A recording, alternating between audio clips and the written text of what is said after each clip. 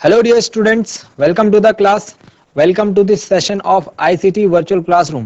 मेरा नाम है Rajesh Chamola, teacher science ICT virtual classroom Dehradun से। और इस क्लास में हम लोग बात करने वाले हैं क्लास 11 फिजिक्स के चैप्टर नंबर 2, जिसमें हम लोग डिस्कस कर रहे हैं यूनिट्स एंड मेजरमेंट यानी मात्रक एवं मापन। अपनी पिछली क्लास में हम त्रुटियों के बारे में यानी एरर्स के बारे में पढ़ रहे थे। हमने ये देखा था कि कई बार हम जब कोई एक्सपेरिमेंट हम कर रहे हों, उसकी मेजरिंग में हमसे कुछ ना कुछ त्रुटि हो जाती है। अब वो त्रुटि चाहे हमसे हो, चाहे इंस्ट्रूमेंट के कारण हो, चाहे उसमें टेक्निकल जितने भी एरर्स होते हैं उनके कारण हो, लेकिन हमारे रिजल्ट में त्रुटि आना स्वाभाविक है। तो इस त्रुटि को हम लोग किस किस प्रकार से क्लासिफाई करते थे वो हमने अपनी पिछली क्लास में देखा था। दो प्रकार की एरर्स थी, systematic errors and random errors, क्रमबद्ध और यादृच्छिक। क्रमबद्ध जो है उनमें एरर जो है एक बार हो जाए, अगर वो त्रुटि सिस्टम में हो तो वो बढ़ते बढ़ते बढ़ते वो कंटिन्यूअसली लास्ट एंड तक, जब तक हमारा रिजल्ट आता है तब तक वो बढ़ती रहती है। यही दूसरी तरफ यादृच्छिक जो त्रुटि है यानी रैंडम जो एरर है, ये कई कारणों से हो सकती है, जिसमें कि हमारी जो प्रेक्षक है वो भी शामिल हो सकते हैं। तो डियर स्टूडेंट्स, आज की क्लास में हम उससे आगे बात करेंगे। आज हम त्रुटियों के प्रकार के बारे में बात करेंगे। हम लोग बात करेंगे निरपेक्ष त्रुटि, आपेक्षिक त्रुटि एवं प्रतिशत त्रुटि, absolute error and relative error and percentage error के बारे में आज हम बात करेंगे। कैसे हम इसको मेजर करते हैं, क्या क्या इनके लिए फॉर्मूला होता है एंड कब हमको कौन सी एरर फाइंड आउट करनी चाहिए। तो आज इसके बेसिस पर हम कुछ क्वेश्चंस भी करेंगे। सबसे पहले हम एरर्स को डिस्कस करते हैं, relative error, absolute error and percentage error. तो चलिए स्टूडेंट्स, मैं उम्मीद करता हूं आप सबके सब फिट, फाइन एंड हेल्दी होंगे और बिल्कुल रेडी होंगे क्लास के लिए। आप अपना ध्यान स्क्रीन पर बनाकर रखिए, हम चल रहे हैं स्मार्ट बोर्ड की स्क्रीन पर। सो डियर स्टूडेंट्स, आज की क्लास का जो सबसे पहला टॉपिक है उसको नोट डाउन कीजिए। कल हमने क्रमबद्ध, अपनी पिछली क्लास में हमने क्रमबद्ध त्रुटि और यादृच्छिक त्रुटि को समझा था, ओके, जिसमें हमने लास्ट अल्पतमांक में त्रुटि को समझा था।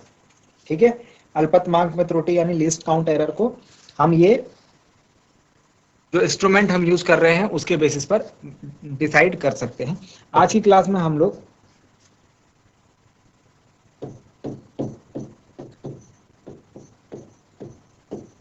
सबसे पहले निरपेक्ष त्रुटि को समझते हैं।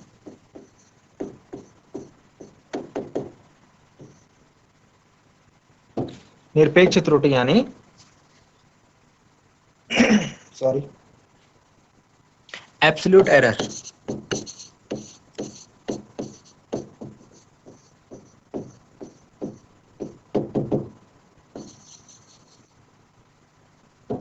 निरपेक्ष त्रुटि मतलब एब्सोल्यूट एरर।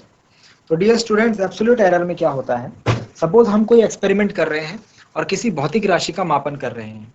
ठीक है, तो हम लोग क्या करते हैं डियर स्टूडेंट्स, जब एक्सपेरिमेंट करते हैं तो हमारे पास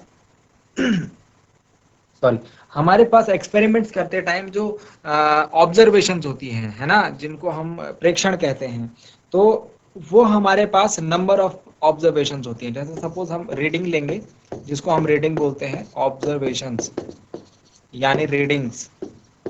तो उसकी जो वैल्यू होती है, हम कोशिश करते हैं कि ज्यादा से ज्यादा वैल्यू लें। वैसे 4 या 5 वैल्यूज हम उसमें लेते हैं। ठीक है, तो हम सपोज किसी वायर की लेंथ नाप रहे हैं, सपोज हम किसी वायर की थिकनेस यानी मोटाई नाप रहे हैं, है ना। तो उसके लिए हमने रीडिंग्स लेनी शुरू करी। हमने 1 रीडिंग ली, 2 रीडिंग ली, 3 रीडिंग ली, 4 रीडिंग ली, 5 रीडिंग ली। डेफिनेट है कि पांचों की पांचों रीडिंग सेम तो नहीं आएंगी, कुछ ना कुछ ऊपर नीचे आएंगी। अब हम क्या करते हैं, हम इन सभी में से कौन सा मान लेंगे। हम बोलेंगे कि अगर सपोज हमारे पास यहाँ पे मैं एक एग्जांपल के थ्रू समझाता हूं।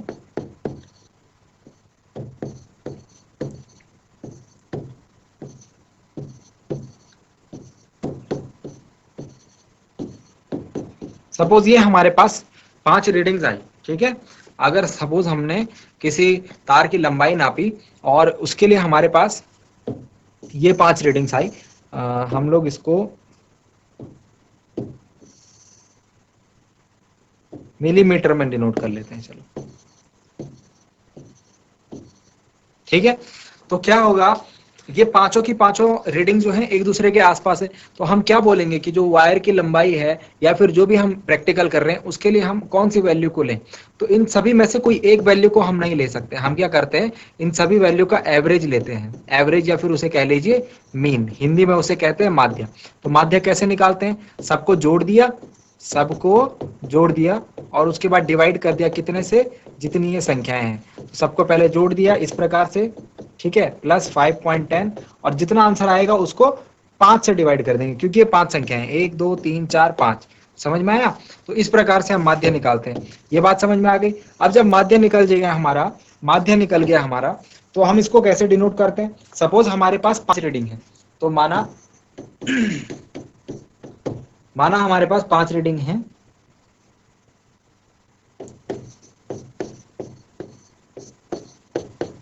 किसी राशि के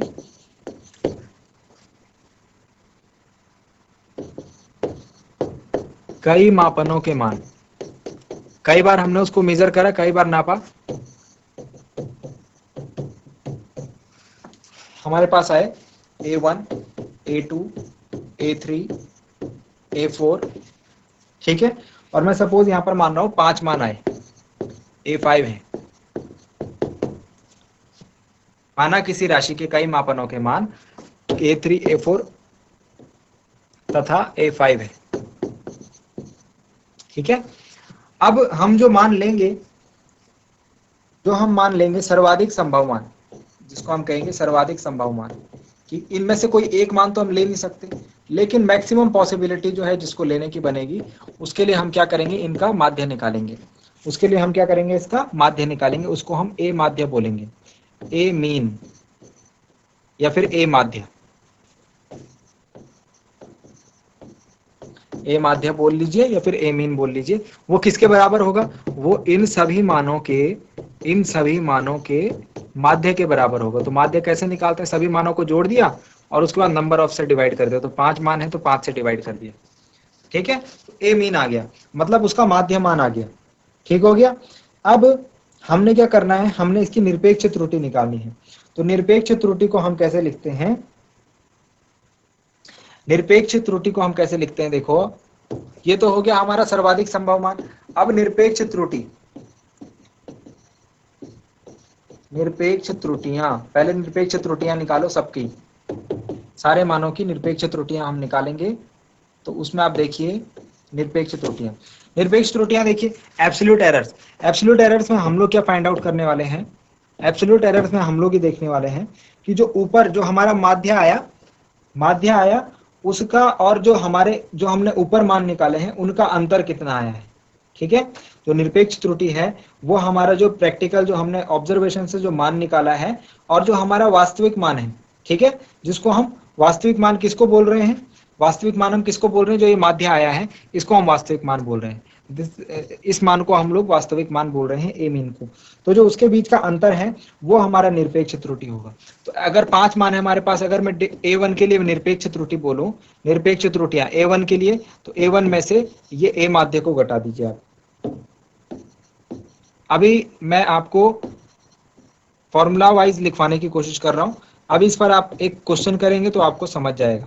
A2 माइनस ए मीन, तो सारी वैल्यूज में से सारी जितनी भी A1 A2 A3 A4 A5 थी उन सब में से आप क्या करो, माध्य को हटा दो, जो ये माध्य निकाला हमने, तो हमारे पास सबकी निरपेक्ष त्रुटियां यानी सबकी एब्सोल्यूट एरर्स आ जाएंगी, ठीक है। तो हमको पहले सबकी निरपेक्ष त्रुटियां निकालनी है, delta A4 minus A mean and delta A5 is A5 minus A mean. ये क्या निकाली मैंने, ये पांचों प्रेक्षणों की निरपेक्ष त्रुटियां निकाली हैं। अब जो टोटल निरपेक्ष त्रुटि होंगी, अब जो टोटल निरपेक्ष त्रुटि होंगी वो डेल्टा ए होगी। उसको हम लोग कैसे फाइंड आउट करेंगे, उसको हम लोग कैसे फाइंड आउट करेंगे, निरपेक्ष त्रुटि,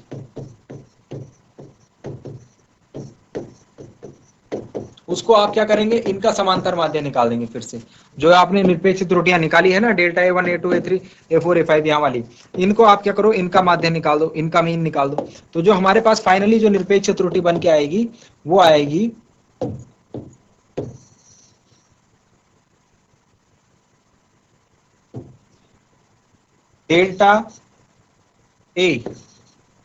डेल्टा ए मीन, अभी अब की बार हम क्या कर रहे हैं, डेल्टा ए का मीन निकाल रहे हैं, इज इक्वल टू, तो मैं क्या करूंगा, delta A one plus delta A two plus delta A three plus delta A four plus delta A five. अब इस चीज को लिखने का एक तरीका है मैथ्स में, इस चीज को लिखने का क्या तरीका, देखो हम सिग्मा लगाते हैं, हम क्या लगाते हैं, सिग्मा।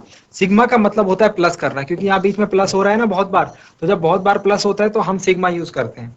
अब सिग्मा में क्या करते हैं हम, ए के नीचे कोई ना कोई संख्या लिखी हुई है, हर जगह हम देख रहे हैं क्या लिखा हुआ है, ए लिखा हुआ है, और डेल्टा लिखा हुआ है, ए लिखा हुआ है, उसके नीचे कोई संख्या लिखी हुई है, डेल्टा लिखा हुआ है, ए लिखा हुआ है, उसके नीचे, तो क्या लिखा हुआ है, डेल्टा लिखा हुआ है, ए लिखा हुआ है, और उसके नीचे सिर्फ संख्या चेंज है ना, तो संख्या की जगह मैं आई लिख रहा हूं। यहाँ पर बात समझ में आ गया, मैंने क्या करा, डेल्टा ए और संख्या की जगह मैंने आई लिख दिया। अब ये संख्या कहां से कहां तक है, तो आई का मान मैं देख रहा हूं 1 से लेकर 5 तक है, समझ रहे हो बात, तो मैंने इसको इस तरीके से लिख दिया। मैथमेटिकल फॉर्म में हम इस प्रकार से इसको लिखते हैं, मैथमेटिकल फॉर्म में हम इसको इस प्रकार से लिखते हैं, अपॉन एन।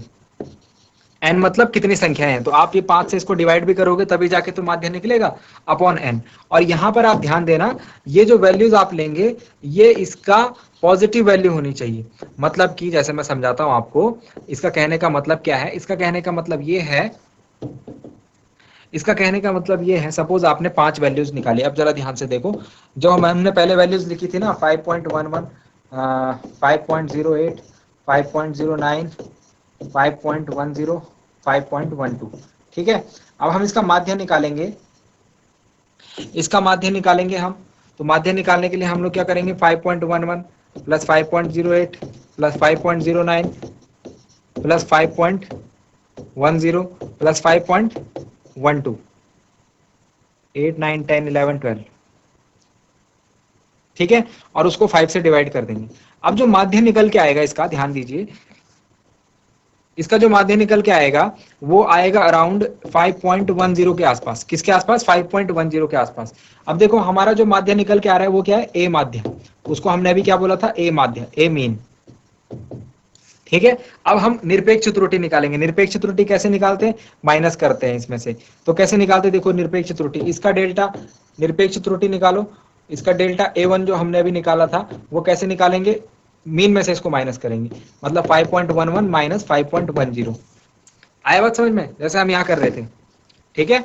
A1 में से A मीन को घटा दो, तो अब हम इसमें से ये माइनस करा तो 0.01 आए, ठीक है। अब ये डेल्टा A2 निकालो, कैसे करोगे, 5.08 में से ये मीन हटा दो, तो ये आएगा, ये कितना आएगा, ये 0.02 आएगा, लेकिन माइनस का आएगा, है ना।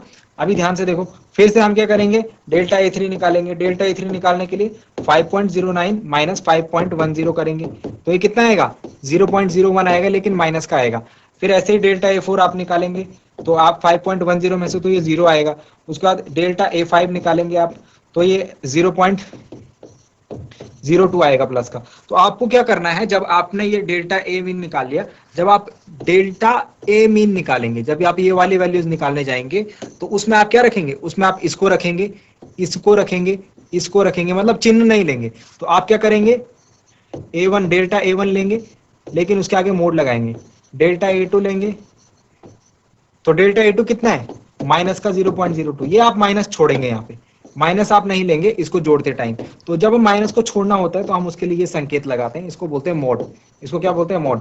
मोड का क्या मतलब होता है, धनात्मक संख्या, हमको क्या लेना है, धनात्मक संख्या, कोई संख्या चाहे कितनी भी है। सपोज मैं लिख रहा हूँ, ए की वैल्यू है, सपोज मैं ए की वैल्यू लिख रहा हूँ -50, अब मैंने ए के ऊपर मोड लगा दिया तो ये 50 होगा सिर्फ। जब किसी संख्या किसी चीज के ऊपर मोड लग जाएगा तो उसमें से आपको माइनस का साइन हटाना पड़ेगा, सिर्फ आप धनात्मक मान उसका लेंगे, ठीक हो गया। और फिर आपने मोड लगा करके जो भी वैल्यू आई आपको आपके पास, जैसे यहाँ से 0.01 आई, यहाँ से 0.02 आई, फिर 0.01 आई, फिर 0 आई, फिर 0.02 आई, इन सबको जोड़ दिया तो ये आया 2, 2, 4 और 2, 6, तो ये आया 0.06। ये आपका डेल्टा है, ये आपका डेल्टा ए माध्य में आएगा, ये आपका किस में आएगा, डेल्टा ए माध्य में। आगे बात समझ में। तो जो आपका मान होगा, जो भौतिक राशि का मान होगा जिसको हम बोलते हैं, वो कैसे फाइंड आउट करेंगे। अभी तक हमने सिर्फ त्रुटि निकाली, अभी तक हमने सिर्फ एरर निकाली है, तो एरर निकालने तक का काम हमारा हो गया। तो जो हमारा आंसर आएगा ना बच्चे, जो हमारा आंसर आएगा वो हमारे कोई भी मेजरमेंट हमने ली होगी कोई भी मेजरमेंट हमने ली होगी उसमें से त्रुटि जितनी त्रुटि है उससे या तो नीचे आएगा या फिर उससे ज्यादा आएगा। तो जो हमारा मान हम ए बोलते हैं, A is equal to A mean plus minus delta A mean. आई बात समझ में? ए मीन मतलब जो हमारे पास स्टार्टिंग वाला मान था, जो हमारे पास ये वाला मान था, ये वाला, ठीक है, इसमें ही कुछ या तो कम आएगी या तो ज्यादा आएगी वैल्यू।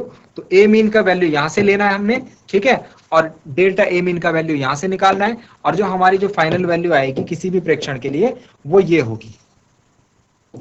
ओके, तो फाइनल वैल्यू आपको ध्यान रखनी है, final value will be this. ठीक हो गया बात? तो इसे हम निरपेक्ष त्रुटि कहते हैं। ठीक हो गया? तो निरपेक्ष त्रुटि के बारे में लिख लीजिए जरा, निरपेक्ष त्रुटि कैसे आपको निकालनी है। बस निरपेक्ष त्रुटि निकालना ही थोड़ा टफ होता है, बाकी उसके बाद जो आगे का काम होता है वो आसान होता है। ठीक है, तो निरपेक्ष त्रुटि अगर निकालना आप सीख गए तो उसके बाद जो बाकी जो दो त्रुटियां हैं वो आपके लिए आसान हो जाएगा। तो निरपेक्ष त्रुटि में लिखिए, निरपेक्ष त्रुटि यानी एब्सोल्यूट एरर में लिखिए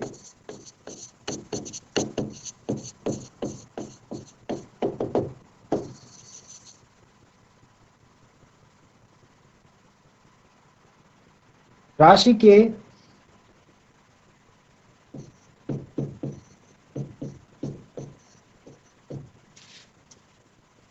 व्यष्टिगत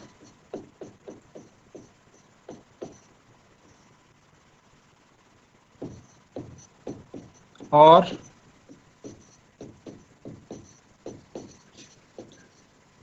वास्तविक मान के व्यष्टिगत और वास्तविक माप के बीच के अंतर के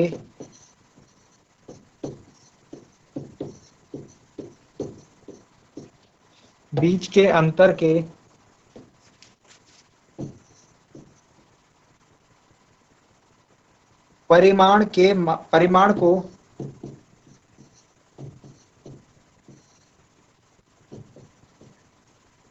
मापन की निरपेक्ष त्रुटि कहते हैं।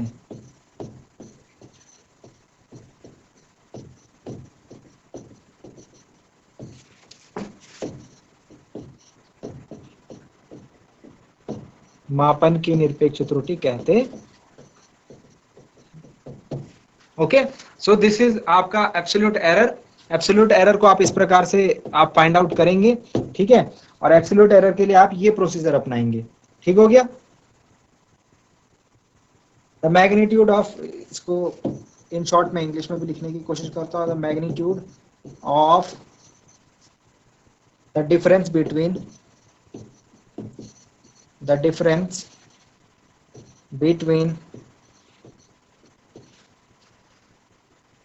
the individual instrument, the individual measurement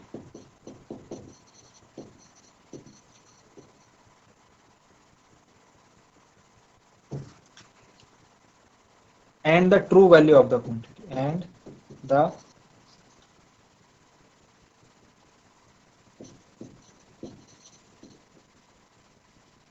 true value of the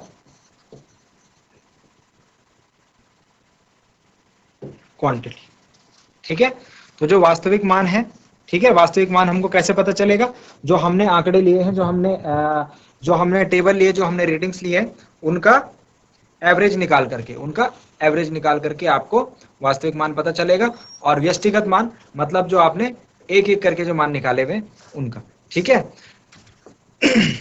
तो इस प्रकार से हम लोग एब्सोल्यूट एरर निकालेंगे। अब उसके बाद नेक्स्ट जो दूसरे नंबर की एरर आती है, this is first number error. दूसरे नंबर की जो एरर आती है वो है रिलेटिव एरर यानी आपेक्षिक त्रुटि।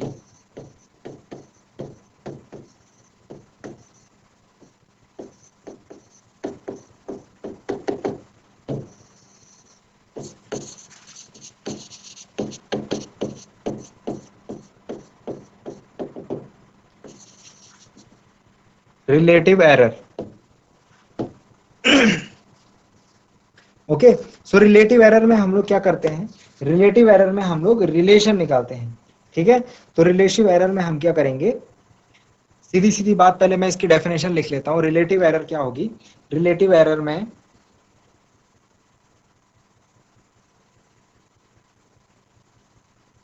माध्य निरपेक्ष त्रुटि, माध्य निरपेक्ष त्रुटि, निरपेक्ष त्रुटि को हम डेल्टा ए से रिप्रेजेंट कर रहे थे, तो माध्य निरपेक्ष त्रुटि क्या हो गई, डेल्टा ए मीन, माध्य, मीन की जगह आप माध्य भी लिख सकते हैं हिंदी में, नो प्रॉब्लम, उसमें कोई दिक्कत नहीं है। माध्य निरपेक्ष त्रुटि एवं इसके माध्यमान का अनुपात, एवं माध्यमान, माध्यमान कौन सा था हमारा, ए माध्य, ए मीन का अनुपात हमारा अपेक्षित त्रुटि कहलाता है। ठीक है, माध्य निरपेक्ष त्रुटि डेल्टा ए मीन एवं माध्यमान का अनुपात हमारा अपेक्षित त्रुटि कहलाता है। मतलब कि अपेक्षित त्रुटि अगर मुझे निकालना हो,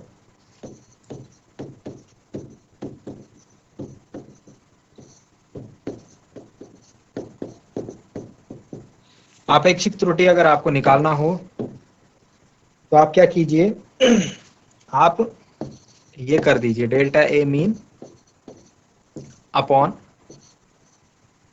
ए मीन।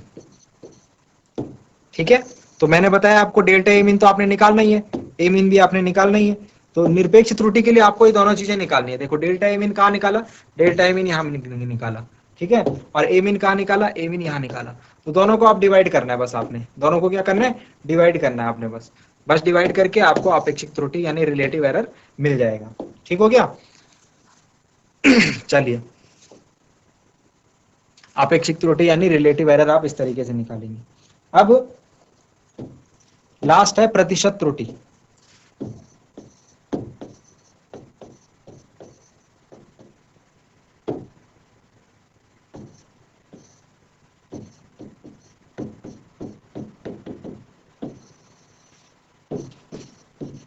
परसेंटेज एरर,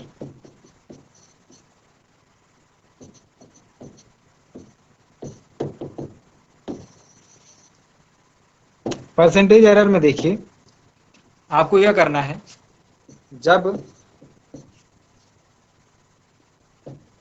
अपेक्षित त्रुटि को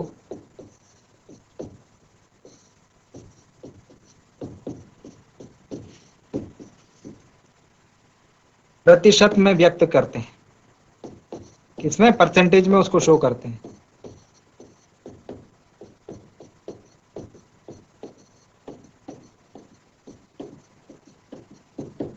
तो अपेक्षित त्रुटि क्या है हमारे पास, अपेक्षित त्रुटि है delta A mean upon A mean. Percentage में इसको डिनोट करने के लिए हम क्या करेंगे, 100% से मल्टीप्लाई कर देंगे, बस इतना ही काम तो करते हैं। अगर हमको किसी को परसेंटेज, किसी राशि को परसेंटेज में शो करना होता है तो हम उसमें 100 से मल्टीप्लाई कर देते हैं ना, तो ये रहा आपका प्रतिशत त्रुटि। इसको हम ऐसे डेल्टा बनाएंगे, ऐसा वाला डेल्टा, इसको हम कैसे डेल्टा बनाएंगे, ऐसा डेल्टा, देखो ये वाला, ठीक है, तो इससे डिनोट करते हैं प्रतिशत त्रुटि को। आई बात समझ में, तो ये थे आपके एरर्स बच्चों। इसमें हमने 3 प्रकार के एरर्स जो कि आपके कैलकुलेशन, जो कि आपके न्यूमेरिकल आएंगे आप उसमें यूज होंगे। सबसे पहला हमने निरपेक्ष त्रुटि यानी एब्सोल्यूट एरर को पढ़ा, उसके बाद अपेक्षित त्रुटि, उसके बाद हमने प्रतिशत त्रुटि को पढ़ा। ठीक है, चलिए, तो इसमें लिख लेते हैं, इंग्लिश दूसरी लैंग्वेज में भी लिख लेते हैं, ratio of delta A mean and A mean.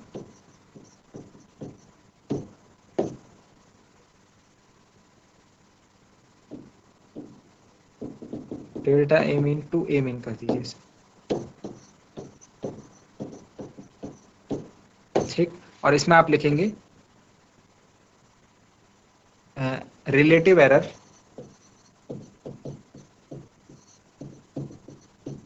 is expressed in percentage. ठीक हो गया, तो ये 3 क्वेश्चन है आपके, इस पर आधारित एक छोटा सा न्यूमेरिकल देख लेते हैं।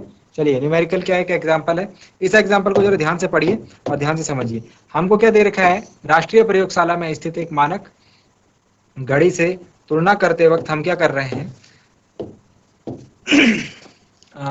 दो घड़ियों की जांच की जा रही है। अब दो घड़ियां हमने ली हैं, जब दोपहर के 12:0 और 0 सेकंड का समय है, तो हमने उस टाइम जो है दोनों घड़ियों के ऊपर रीडिंग नोट करी। दो घड़ियां हमारे पास, ठीक है, और हमने हफ्ते में 7 दिन करी, सोमवार को भी, मंगलवार को भी, बुधवार को भी, बृहस्पतिवार को, शुक्रवार को, शनिवार को, रविवार को, यानी 7 डेज अ वीक हमने दोनों घड़ियों के ऊपर ठीक दिन में 12 बजे आकर के, जो हमारी मानक घड़ी थी, जब उसमें ठीक 12 बज रहे थे, तो तब दोनों घड़ियों का टाइम हमने नोट करा।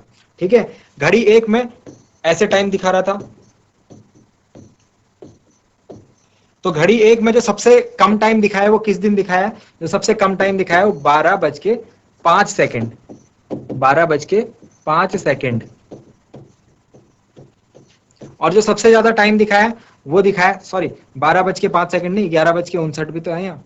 सबसे कम ये दिखाया है 11:59 और 8 सेकंड, 11:59 और 8 सेकंड। और सबसे बड़ी वैल्यू कौन सी है यहाँ पर, सबसे बड़ी वैल्यू कौन सी है, 12:01 और 50 सेकंड है, आई थिंक 12:01 और 50 सेकंड। तो कितने का अंतर है इनके बीच में, इनके बीच में कितने टाइम का अंतर है, इनके बीच में आप देखिए अराउंड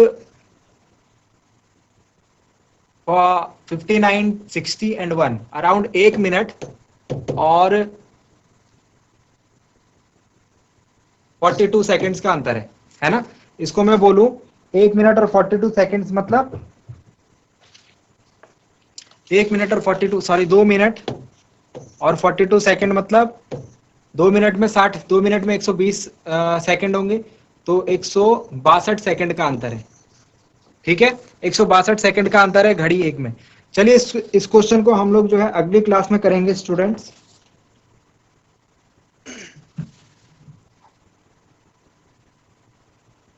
ओके, इसको कंटिन्यू करते हैं, फिर क्लास को एंड करेंगे। तो 5 हमको कितने सेकंड का अंतर दिखाई दे रहा है घड़ी एक में, घड़ी एक में हमको 162 सेकंड का अंतर दिखाई दे रहा है। ठीक है, अब घड़ी दो में कितने टाइम का अंतर दिखाई दे रहा है, घड़ी दो में देखो, घड़ी दो में देखिए आप, सबसे कम टाइम कहां पर दिखाया है इसने, सबसे कम टाइम ये वाला दिखाया है। ठीक है, तो 10:14 और 53 सेकंड। और दूसरा टाइम जो सबसे ज्यादा घड़ी दो में देखने को मिला है हमको, मैक्सिमम वैल्यू 10:15 और 24 सेकंड। ओके, तो सबसे मैक्सिमम हो गया 10:15 और 24 सेकंड। अब ये टाइम आप डिनोट करिए, ये टाइम आप देखिए 10:14 और 53 सेकंड से लेकर 24 सेकंड तक, आई थिंक 24 + 7 कितने सेकंड्स हो गए, ये हो गए 31 सेकंड्स। तो आप एक बात ध्यान दीजिए, अब मैं बाकी चीजों को साइड कर रहा हूं और जो चीज मुझे आपको दिखानी है उस चीज को मैं आपको दिखाने की कोशिश कर रहा हूं यहाँ पर। ठीक है, तो 31 सेकंड का टाइम डिफरेंस है किसमें, घड़ी दो में। तो दूसरी घड़ी में आप देखिए जो अंतर है, जो रीडिंग्स हमने नोट करी उनमें ज्यादा से ज्यादा 31 सेकंड का अंतर है, जबकि घड़ी एक में हम देख रहे हैं 162 सेकंड का अंतर है। ठीक है, अब हम ये देख रहे हैं कि बज कितने रहे हैं, 12, ये तो 12 के अराउंड दिखा रही है हमको टाइम, लेकिन ये 10 बजे के अराउंड दिखा रही है। तो इसमें हमको कौन सी त्रुटि दिख रही है, शून्यांक त्रुटि। मतलब कि जब हमने टाइम चेक करना शुरू करा तो दोनों घड़ियों को हमने जीरो पर, दोनों घड़ियों को हमने एक समय पर 12 बजे पर नहीं मिलाया था। ठीक है, तो शून्यांक त्रुटि है कौन सी घड़ी में, घड़ी दो में। घड़ी एक में शून्यांक त्रुटि नहीं है क्योंकि वो 12 पर सेट थी, तो उसमें शून्यांक त्रुटि हम नहीं कह सकते हैं।